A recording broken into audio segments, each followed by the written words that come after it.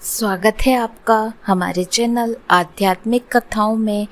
आध्यात्मिक कथाओं में मैं आज आपके लिए लेकर आई हूँ संतान सप्तमी या ललिता सप्तमी व्रत कथा। यह व्रत संतान प्राप्ति एवं उनकी रक्षा के उद्देश्य से किया जाता है। ऐसा माना जाता है कि संतान सप्तमी के व्रत के प्रभाव से संतान के समस्त दुख परेशानियों का निवारण होता है। हिंदी पंचांग अनुसार भादो मास शुक्ल पक्ष की सप्तमी के दिन इसे मनाया जाता है। इसे ललिता सप्तमी भी कहा जाता है। शिव पार्वती की प्रतिमा को स्नान कराकर चंदन का लेप लगाया जाता है। अक्षत, श्रीफल, सुपारी अर्पण कर दीप प्रज्वलित कर भोग लगाया जाता है। संतान की रक्षा का संकल्प लेकर भगवान शिव को डोरा बांधा जाता है। इस डोरे को बाद में अपनी संतान की कलाई पर बांध देते हैं। इस दिन भोग में खीर पूरी का प्रसाद चढ़ाकर भोग में तुलसी का पत्ता रखकर उसे जल से 3 बार घुमाकर भगवान के सामने रख दिया जाता है। परिवारजनों के साथ मिलकर आरती की जाती है। भगवान के सामने नतमस्तक होकर उनसे अपने मन की मुराद कही जाती है। बाद में उस भोग को प्रसाद स्वरूप सभी परिवारजनों एवं आस पड़ोस में वितरित किया जाता है। पूजा के बाद कथा सुनने का महत्व सभी हिंदू व्रत में मिलता है। संतान सप्तमी व्रत की कथा पति पत्नी साथ मिलकर सुने तो अधिक प्रभावशाली मानी जाती है। इस व्रत का उल्लेख श्री कृष्ण ने युधिष्ठिर के सामने किया था। उन्होंने बताया, यह व्रत करने का महत्व लोमेश ऋषि ने उनके माता पिता देवकी वसुदेव को बताया था। माता देवकी के पुत्रों को कंस ने मार दिया था, जिस कारण माता पिता के जीवन पर संतान शोक का भार था, जिससे उभरने के लिए संतान सप्तमी व्रत करने को कहा गया। लोमेश ऋषि द्वारा संतान सप्तमी व्रत की कथा कही गई। अयोध्या का राजा था नहुष। उसकी पत्नी का नाम चंद्रमुखी था।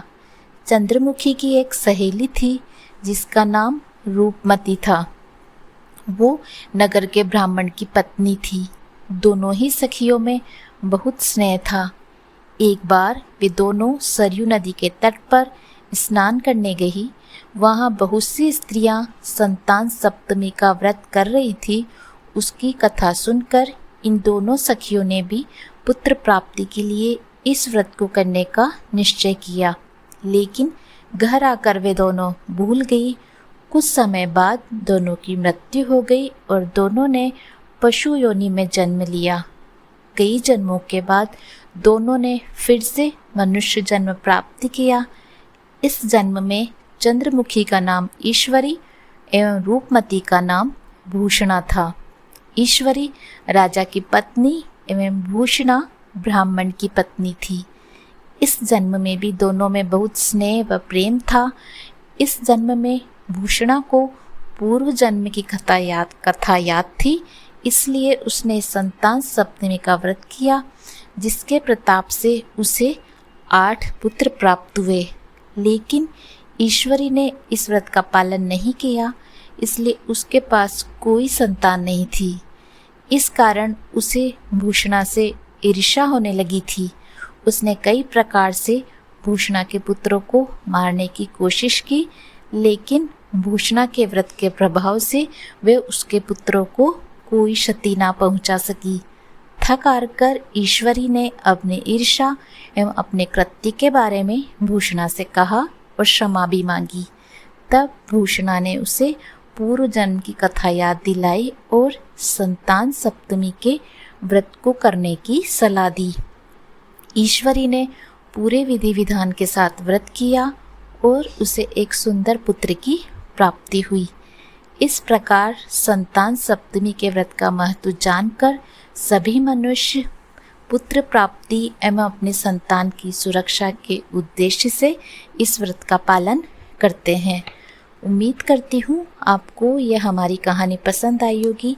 इसी प्रकार की और कहानियाँ सुनने के लिए आप हमारे चैनल से जुड़े रहिए और हमारे चैनल को सब्सक्राइब करना ना भूलें।